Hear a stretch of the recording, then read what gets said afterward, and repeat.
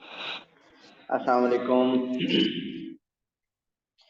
Okay, Ji. For P1, we have to discuss today paper October-November 2022 variant 1-1.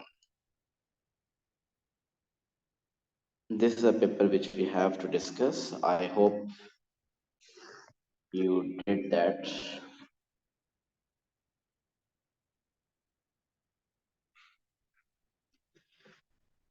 जी बताइए problems queries.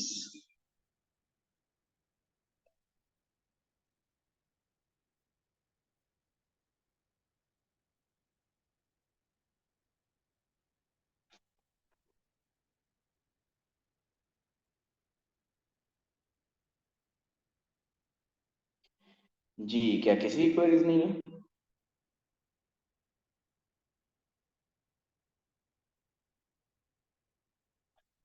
Question 6 from Amina.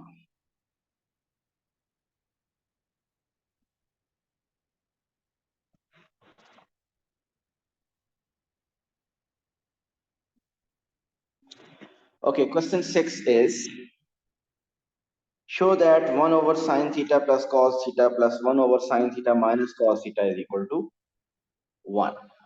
May be expressed in the form a sine square theta plus b sine theta plus c is equal to 0. So start लेते हैं equation से. So हमने क्या करना है, clearly पता चल रहा है कि हमारे पास टू फ्रैक्शंस हैं, उनका एलसीएम लेंगे.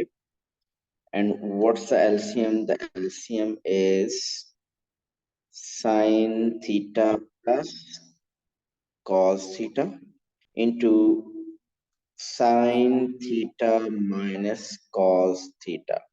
So ये sin theta minus cos theta इस वन से मल्टीप्लाई हो जाएगा और ये sin theta plus cos theta इस वन से मल्टीप्लाई हो जाएगा. So we will get sin theta minus cos theta plus sin theta plus cos theta is equal to 1. So numerator में अगर आप देखें तो minus cos theta plus cos theta cancel, so we will have 2 sin theta. और denominator में इनको multiply करें, sine plus cos sine minus cos, a plus b a minus b is equal to a square minus b square. So sine square theta minus cos square theta is equal to 1, which is 2 sin theta is equal to 1 के साथ multiply करें तो we get sine square theta minus cos square theta. अब जो form लेके आनी है उसमें हमें सिर्फ साइन चाहिए, वी डोंट नीड कॉस.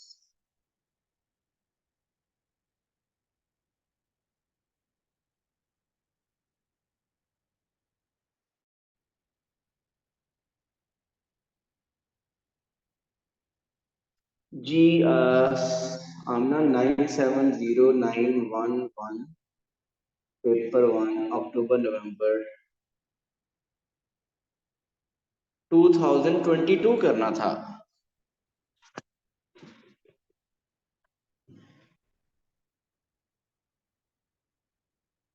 तो आपने 2022 नहीं मीन 2023 कर दिया, तो ये 6 क्वेश्चन उस 2023 का आप बोल रहे हैं. नहीं, आज तो ये पेपर अटेम्प्ट करना था.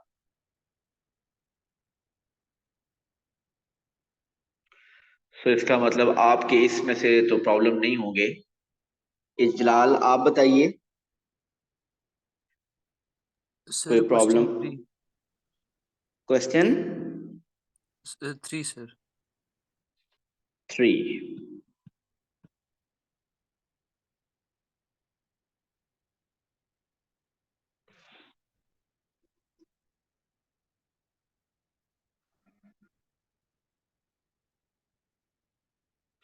A curve has equation.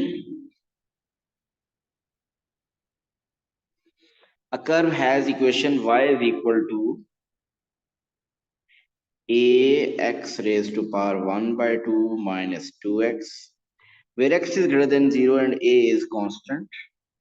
The curve has a stationary point at the point P, which has x coordinate 9. Find the y coordinate of P. So stationary point की बात कर रहा है तो आप ऐसा करें, इसको डिफरेंशिएट करें. dy by dx is equal to 1 by 2 coefficient, so 1 by 2 a x power 1 by 2 minus 1 is minus 1 by 2. Minus 2x की differentiation is minus 2. a constant है, वो ऐसे ही जैसे कोएफिशिएंट है वो उसी तरह रहेगा. अब उसने कहा है कि x कोऑर्डिनेट जब 9 है उस वक्त स्टेशनरी पॉइंट है. So stationary point x is equal to 9 पे. स्टेशनरी पॉइंट का मतलब dy by dx इज 0. और कब है वो 0? जब x इज 9. ये सर समझ आ गई इसके आगे. ओके, सो x में यहाँ पे 9 पुट कर दें. सो सर आप क्वेश्चन 7 करा दें. क्वेश्चन 7 करवा.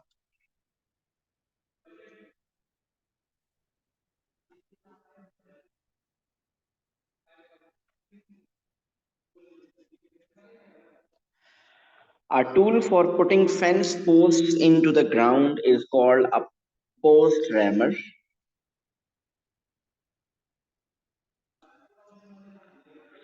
The distance is in millimeters that the post sinks into the ground on each impact of the post rammer follows a geometric progression. The first 3 impacts cause the post to sink into the ground by 50 mm, 40 mm, and 32 mm respectively. Verify that the 9th impact is the first in which the post sinks less than 10 mm into the ground.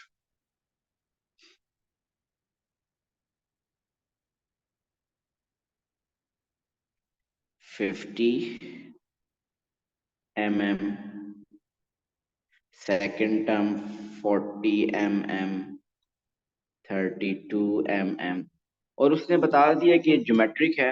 अगर geometric है, we know first term is 50 and common ratio is 40 divided by 50. Second term divided by first term, 4 divided by 5. 40 by 50, 4 by 5 या 0.8. Second को first से divide कर ले या third को second से डिवाइड कर ले. हमने वेरीफाई करना है कि 9th impact is the first in which the post sinks less than 10 mm. Less than 10 mm. So, अब आप चाहते हैं कि देखना चाहते हैं कि आंसर आपका लेस देन 10 mm किस इम्पैक्ट पे आ रहा है. लेस देन 10 mm आपका किस इम्पैक्ट पे आ रहा है. मीन आप देखा जाए तो n टर्म में आपने n ही फाइंड करना है. n टर्म में n फाइंड करना है और n टर्म में आप 10 लिख दीजिए और आपका फाइनल आंसर n जो है वो कुछ 9 या कुछ डेसिमल में शायद इस तरह का आएगा. देखते हैं कैसे.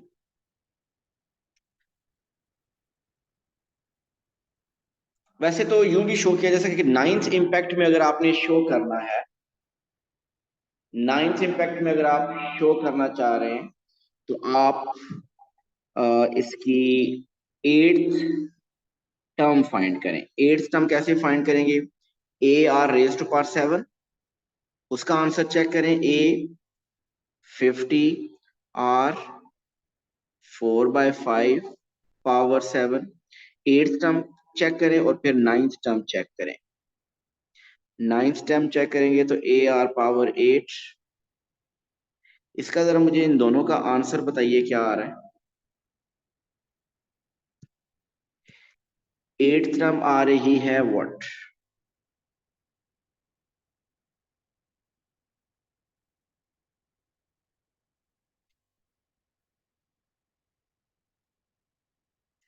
10.5 शायद अप्रोक्सीमेटली. और इसकी कैलकुलेशन करें. 9th में आंसर क्या आ रहा है? ये 10 से कम होगा.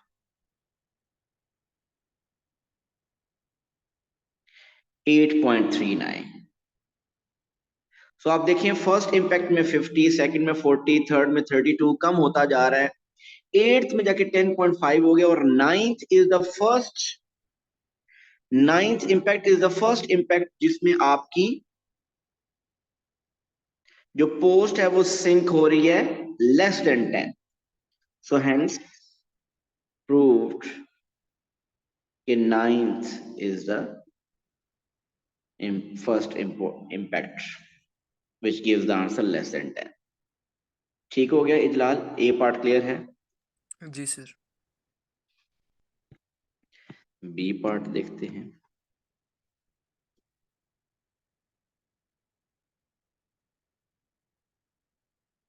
Find to the nearest millimeter the total depth of the post in the ground after 20 impacts. So इसका मतलब अब सम का फॉर्मूला लगेगा। सम का formula A1 minus R raised to power n over 1 minus R.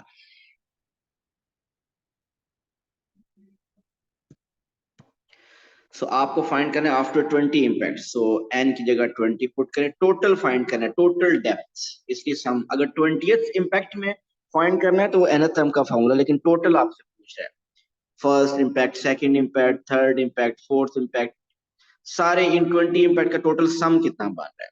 So first term थी I think 50, 1 minus are था 4/5 0.8 power 20 over 1 minus r है 0.8.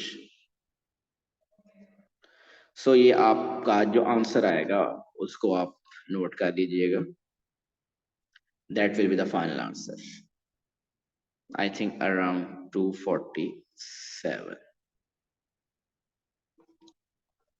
ये था बी पार्ट।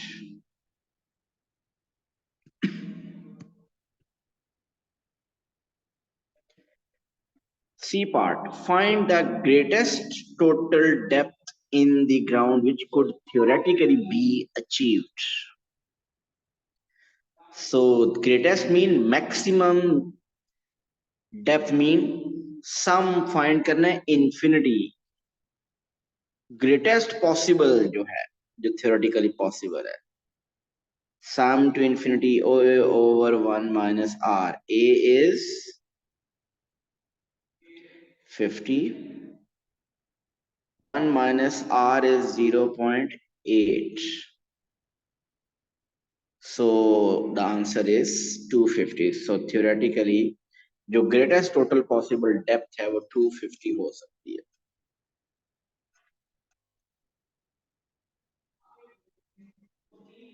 ये था क्वेश्चन 7। नेक्स्ट बताइए जलाल।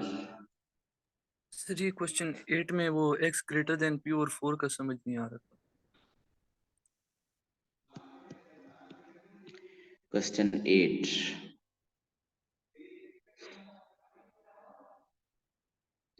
देखिए क्वेश्चन स्टार्ट करने के लिए आपके पास ये जो डोमेन दी होती है, x is greater than p/4, x is greater than 7, x is greater than 2, उसका स्टार्ट में ऐसा कोई रोल नहीं होता नॉर्मली, वो सिर्फ आपको बता रहा होता है कि ये जो एक्सप्रेशन है ये वैलिड है x is greater than p/4 के। बाकी अभी स्टार्ट में ऐसा अभी लग नहीं रहा कि इसमें रोल होगा, लेकिन हम देखते हैं आगे कहाँ इसका रोल आता है। The function f is defined by f of x is equal to 2 minus 3/4x minus p for x greater than p/4 where p is a constant. Find f prime x, तो पहला तो उसने task ये दे दिया, तो आप क्या करें, f of x is equal to 2 minus 3 4x minus p को न्यूमरेटर में लेके आ जाए, और अब आप इसको डिफरेंशिएट कीजिए, f prime x is equal to 2 की डिफरेंशिएशन 0, -1 कोएफिशिएंट बनेगा तो +3 बन जाएगा, 4x minus p whole power -1 is -2, और इनर का डेरिवेटिव 4। सो आपके पास f प्राइम x आ चुका है 12 over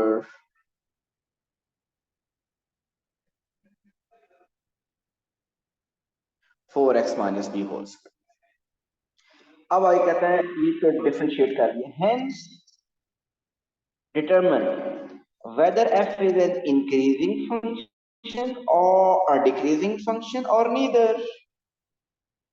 It's a increasing function. मुझे देख के पता चल गया कि ये इंक्रीजिंग फंक्शन है। कैसे देख के पता चल रहा है कि इंक्रीजिंग फंक्शन है? देखिए मैंने आपको बताया हुआ है कि इंक्रीजिंग फंक्शन के लिए gradient dy by dx f prime of x is always positive। Decreasing function के लिए ग्रेडियंट हमेशा नेगेटिव होता है, f prime of x d y by d x हमेशा नेगेटिव होता है। और अगर कुछ पोर्शन में इंक्रीजिंग हो और कुछ पे डिक्रीजिंग हो तो वो नीदर आता है। अब आप इसको अच्छी तरह अगर आप देखें तो ये जो एफ प्राइम एक्स है, क्या इसका आंसर एक्स कुछ भी पुट करें, पी कुछ भी पुट करें, क्या इसका आंसर नेगेटिव आ सकता है?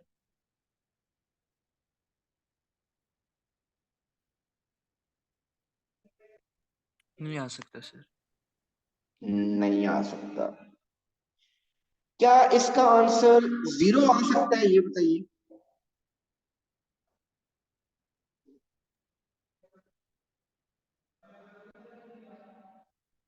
जी सर। 0 या अनडिफाइंड तब आ सकता है जब आप x में अगर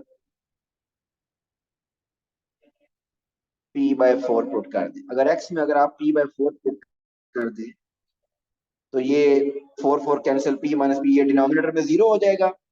जब डिनोमिनेटर में 0 हो जाएगा तो ओवर 12 में 0 अनडिफाइंड बनेगा, अनडिफाइंड। लेकिन आपको पता है p/4 हम x में पुट ही नहीं कर सकते। उसने कहा था x is greater than p/4, तो p/4 से ग्रेटर आप पुट कर सकते हैं। सो इसलिए p/4 से ही आपका आंसर अनडिफाइंड है। इसका आंसर हमेशा पॉजिटिव आएगा। क्या ये बात आमना को समझ आई कि इसका आंसर हमेशा पॉजिटिव आएगा? जी सर। क्योंकि न्यूमरेटर 12 पॉजिटिव है और डिनोमिनेटर में 4x माइनस पी में कुछ भी पुट कर लें x में या p में, होल जब स्क्वायर है सो होल स्क्वायर का आंसर हमेशा पॉजिटिव ही रहता है, ग्रेटर देन इक्वल टू 0 रहता है। तो ओवरऑल इसका आंसर, सो क्योंकि f प्राइम x इज, ये इसका आंसर ग्रेटर 0 है, इसका f prime x greater than 0, hence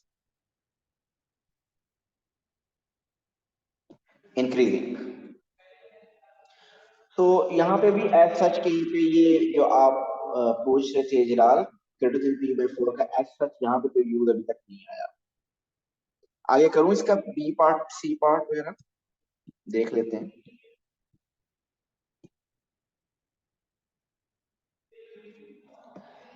find करना है एफ इनवर्स एक्स और किस फॉर्म में आंसर लाना है, p over a minus b over c x minus d. B c and d are integers. चलें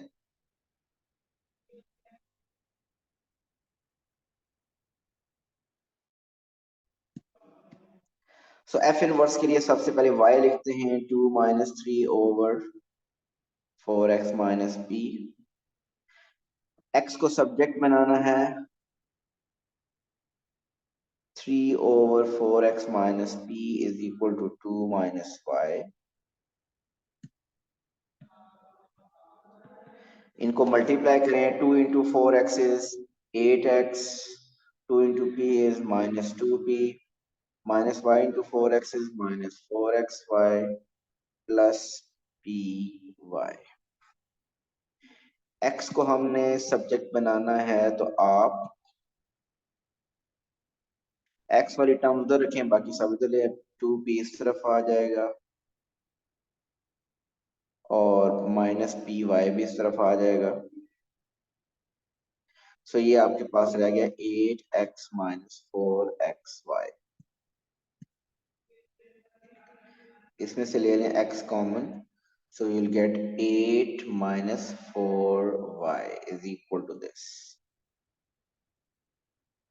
सो x आपके पास आ गया 3 plus 2p minus p y over 8 minus 4y।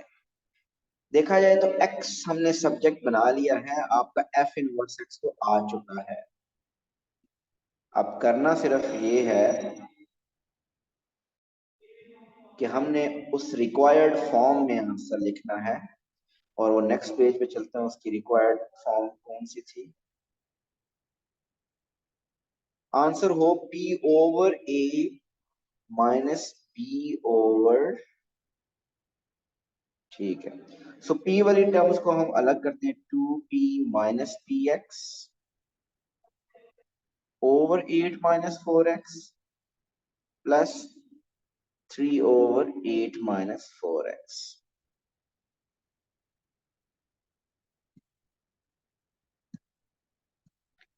Denominator और न्यूमिनेटर से अगर आप देखें तो कुछ कॉमन आ रहा है। न्यूमिनेटर से P कॉमन 2 माइनस X, इधर से 4 कॉमन 2 माइनस X, इधर कुछ भी नहीं ऐसी। सो ये अब आपका कैंसिल हो गया। So your final answer is F inverse X is P by 4 plus 3 by 8 minus 4X. So P by 4 mean P by A mean P by 4 plus 3 by 8 minus 4X. अब अगर उसने जो फॉर्म लाई है उसने minus रखा हुआ है middle में, उसने कहा यहाँ माइनस रखा हुआ है, तो हम भी माइनस कर सकते हैं। आप ऐसा करें कि ये जो डिनोमिनेटर है इसमें से अगर आप माइनस कॉमन ले तो आपका आंसर बन जाएगा माइनस 8 माइनस 4X में से माइनस कॉमन है तो 4X माइनस 8 बन जाएगा। माइनस कॉमन लेने से 8 पॉजिटिव माइनस बन जाएगा और नेगेटिव 4X पॉजिटिव 4X बन जाएगा। तो ये आपके पास आंसर आ जाएगा।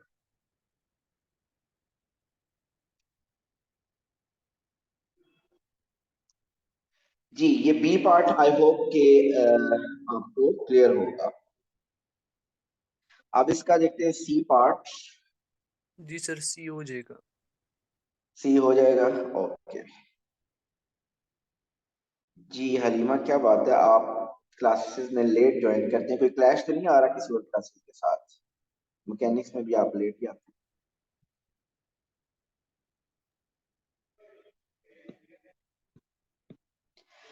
अच्छा जी,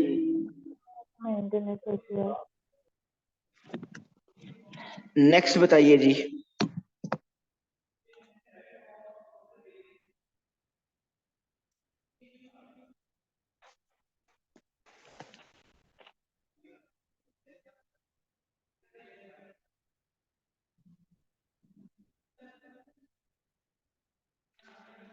जी, any other problem in this sir paper? Question 10 भी है। सॉरी जलाल, नहीं आवाज आई, क्या कहा आपने? Sir question 10। Question 10।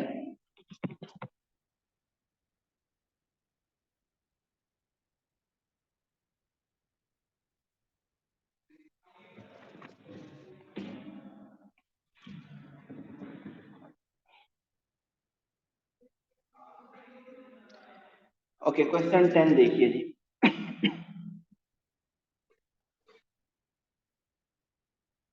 Curve with the equation y is equal to 2x power 1 by 2 plus 1 and y is equal to half x square minus x plus 1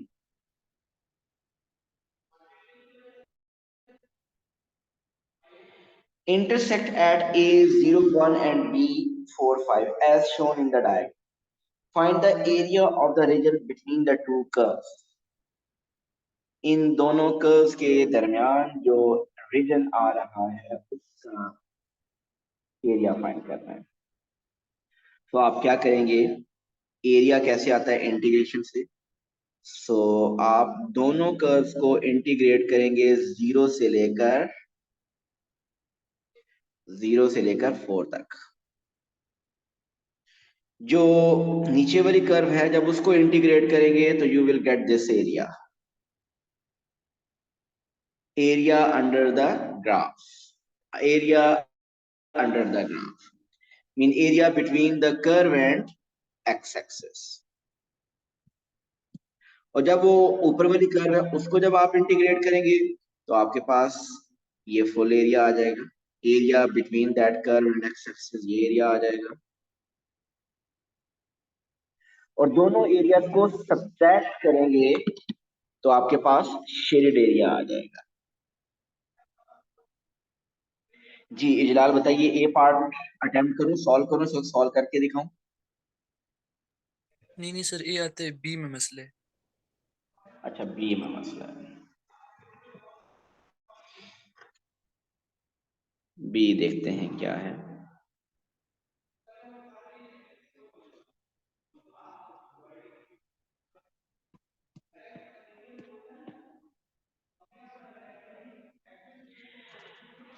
The acute angle between the two tangents at B is denoted by alpha degree and the scales on the axis are same. Find alpha degree.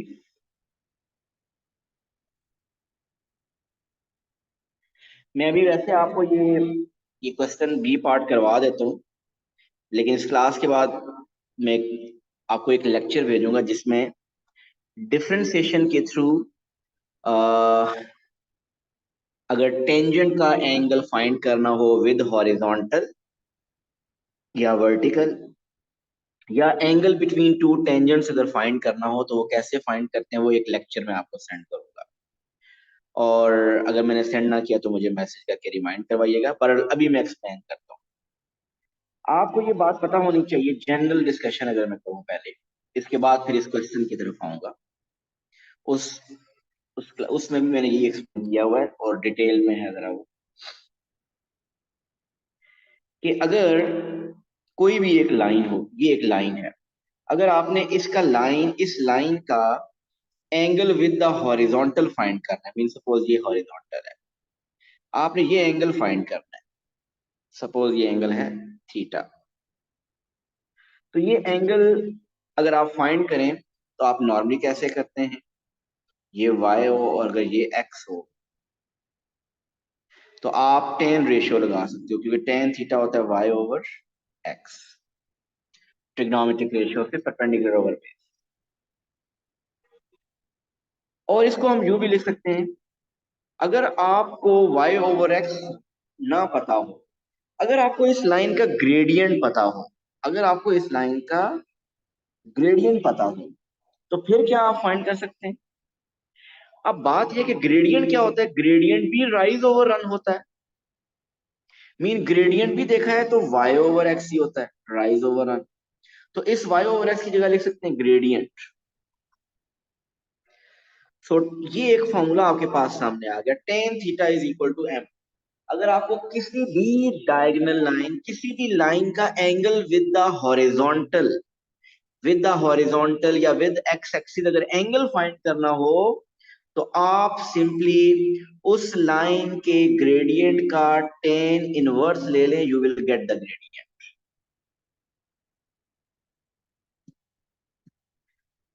So this is the rule जिसके through आप find कर सकते हैं angle किसी भी line का।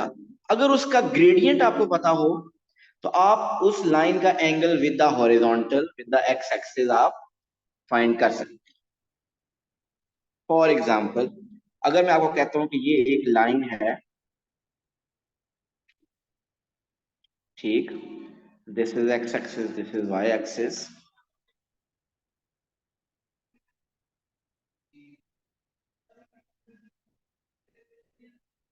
अगर आपको कहा जाता है कि इस लाइन का ग्रेडियंट है 3, find the angle it makes with the horizontal या एक्स एक्सिस, ये एंगल फाइंड करना हो तो आप सिंपली क्या कर लेंगे, इसके ग्रेडियंट का इनवर्स ले लेंगे और आपको वो एंगल मिल जाएगा। अच्छा, एंगल विद द हॉरिजॉन्टल ये भी बन सकता है उस लाइन का, और एंगल विद द हॉरिजॉन्टल ये भी हो सकता है। दोनों ही बेसिकली उस लाइन के एंगल्स विद द हॉरिजॉन्टल हैं। डिफरेंस क्या है, एक एक्यूट है और दूसरा ऑब्ट्यूज है। अगर आपका एक एंगल सपोज ये 40 डिग्री आता है, ये एक्यूट होगा तो दूसरा 140 होगा। अगर उसने एक्यूट का है तो एक्यूट बता सकते हैं, अगर आपने उसने ऑब्ट्यूज का है तो वही 180 में से माइनस करेंगे तो ऑब्ट्यूज आ जाएगा। अब थोड़ा सा बात आगे चलाते हैं। अब आगे बात यह है कि अगर सपोज ये टू लाइंस हैं, इस लाइन का ग्रेडियंट है 2 और ये भी एक लाइन है, इसका ग्रेडियंट है 3। आपसे अगर क्वेश्चन कहता है कि find the angle between these two lines, suppose ये angle between these two lines है, ये फाइंड करना है, तो जरा बताइए कैसे फाइंड करेंगे ये angle between two lines.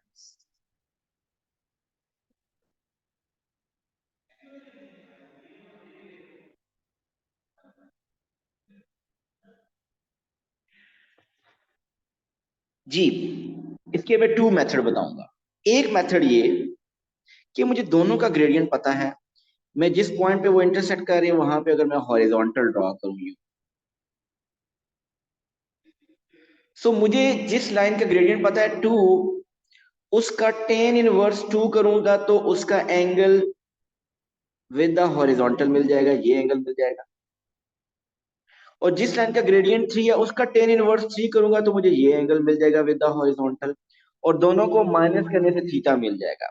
Mean यहाँ पे थीटा क्या होगा, tan inverse 3 minus tan inverse 2। जी ये बात समझ आ रही है जलाल? जी सर। एक ये मेथड है और एक और फॉर्मूला भी होता है। अगर आप वो फॉर्मूला याद रखना चाहते हैं तो वो फॉर्मूला मैं आपको बता देता हूँ कि अगर हो एक लाइन का, इसका ग्रेडियंट हो m1 और इसका हो m2, तो वो जो मैंने पहले बताया है वो भी बिल्कुल ठीक है। दूसरा ऑप्शन ये है कि आप इसका theta is equal to tan inverse m1 minus m2 over 1 plus m1 m2, ये भी आपको आना चाहिए। और वो जो पहले वाला मेथड बताया वो ज्यादा इजी है, समटाइम्स वो आसानी से अप्लाई हो जाता है। और ये भी अगर आप रख ले ध्यान में तो हेल्प कर सकता है। ये इससे भी आपको डायरेक्ट एंगल मिल जाएगा बिटवीन टू लाइंस। ये फॉर्मूला है angle between two lines when the gradients of those two lines is given. अब ये क्वेश्चन डिफरेंशिएशन टॉपिक के साथ कैसे लिंक होता है, आपको अब जो एंगल फाइंड करना है इस क्वेश्चन में वो एंगल बिटवीन टू टेंजेंट्स का फाइंड करना है। और इस क्वेश्चन में दोनों टेंजेंट का ग्रेडियंट गिवन ही नहीं है और हमें टेंजेंट का ग्रेडियंट फाइंड करना आता है। कैसे फाइंड करना आता है, आप इक्वेशंस ऑफ दोनों कर्व, इस कर्व की इक्वेशन को डिफरेंशिएट करोगे, उसमें x is equal to 4 put करोगे तो इस लाइन का ग्रेडियंट आ जाएगा। फिर इस दूसरी कर्व को डिफरेंशिएट करोगे, उसमें x is equal to 4 put करोगे, इसका ग्रेडियंट आ जाएगा। सो फिर वो जो मैंने टू मेथड बताए हैं, अगर आप इसका अलग, अगर सपोज इसका ग्रेडियंट 5 आता है और इसका 3 आता है, तो tan inverse 5 minus tan inverse 3 कर लेंगे, आंसर आ जाएगा। या वो दूसरा फॉर्मूला, और ten inverse m1 minus m2 mean 5 minus 3 over 1 plus m1 m2 5 into 3। सो उससे भी आपके पास आंसर आ जाएगा। जी समझ आ गया है इतना, या मैं इसको डिफरेंशिएट करके बाकी आगे प्रोसेस करके दिखाऊं? जी सर समझ आ गई। Okay, any other question?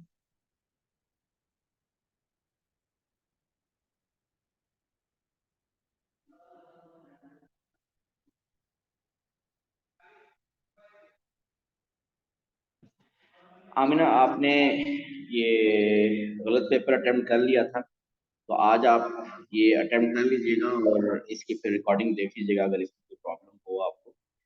और कल के लिए आपका पास पेपर होगा। आज आपने किया, ओके, हलीमा ने क्वेश्चन पूछा है। लास्ट क्वेश्चन जी, लास्ट क्वेश्चन में कोई स्पेसिफिक पार्ट है या कि कंप्लीट क्वेश्चन?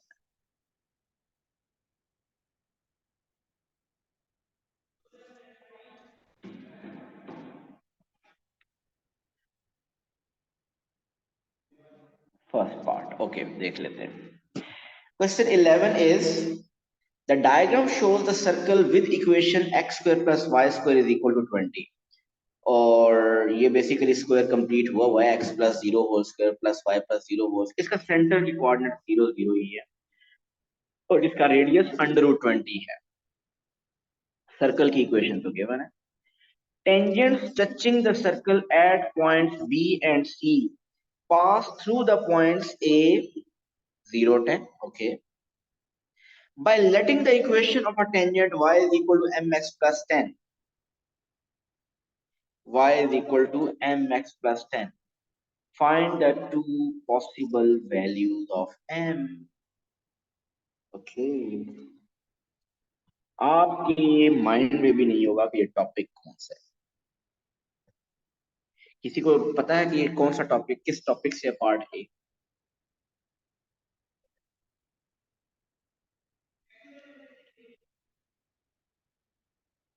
चले देखिए, लाइन की इक्वेशन गिवन है y is equal to mx plus 10 और कर्व की इक्वेशन गिवन है x square plus y square is equal to 20। हमें पता है कि इन दोनों को मैं साइमल्टेनियसली सॉल्व भी कर लूं तो मेरे पास m की वैल्यू नहीं आती, क्योंकि इन दोनों इक्वेशन को मिला के टोटल 3 अननोन बन जाते हैं, x, y एंड m। लेकिन अगर मैं ये टॉपिक अंडरस्टैंड कर लूं कि ये कौन सा है तो फिर ये मिस कर लूंगा। I know that this line is tangent to this curve. This is topic quadratics. Discriminant. अगर आपको वो बता दे कि line is tangent to the curve, तो ये discriminant का कौन सा केस होता है? b square minus 4ac is equal to 0। ऐसा ही है ना हलीमा, ये टॉपिक हमें आता है ना?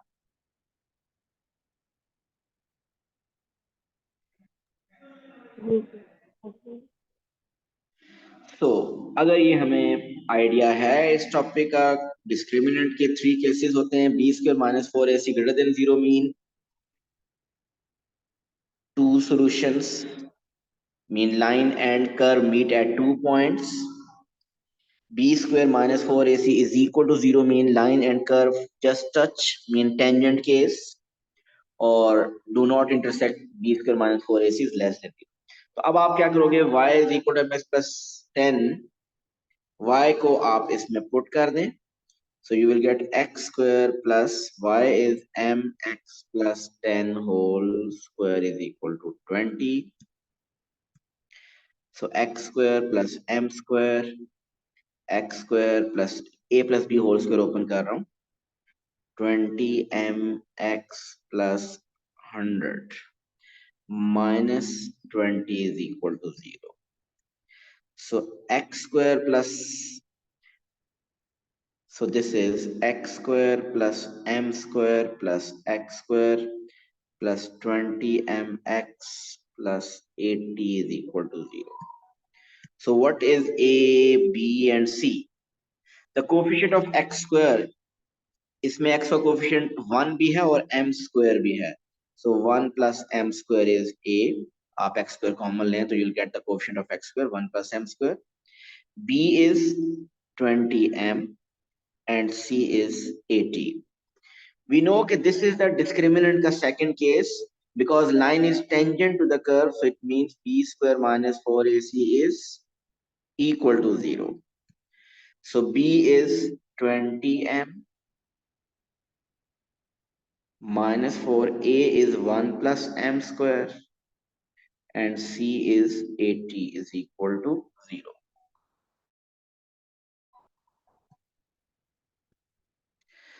सो 20 m स्क्वायर, 20 स्क्वायर होता है 400 m square, 4 into 8 is 320, 320 minus 320 m square is equal to 0. So 400 m square minus 320 m square is 80 m square.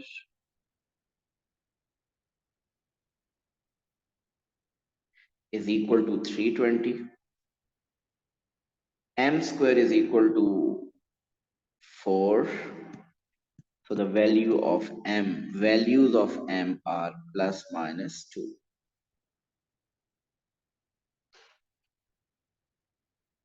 So these are the two possible values of M, 2 and minus 2. Ji clear है, उम्मीद है। Next बताइए।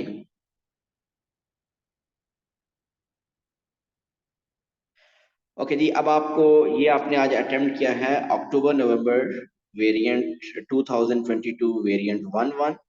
सो आपने कल अक्टूबर नवंबर 2022 का variant 1-2 attempt करना है।